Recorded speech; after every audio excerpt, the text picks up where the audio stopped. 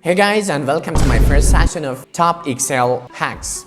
In this series, I'm going to teach you the most powerful and the most updated tips and tricks about Excel. In this series, I'm going to teach you 50 tips and tricks. And if you haven't subscribed to my YouTube channel, please smash the subscribe button and do not miss our next videos. And in this session, I'm going to teach you how to use some if function in Excel. Let's go.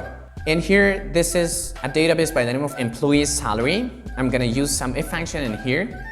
So I'm going to type here sumif, choose a range here. I'm going to choose this one. Comma, and now choose a criteria, again comma, choose some range. I'm gonna choose this salary, hit enter. And now in here, if you type any name here, like I'm gonna type here Tom, this is the salary of Tom.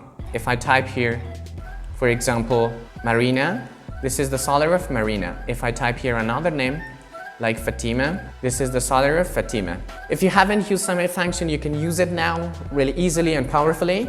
I want you to like and subscribe to my channel, and I will see you in the next one. Good luck.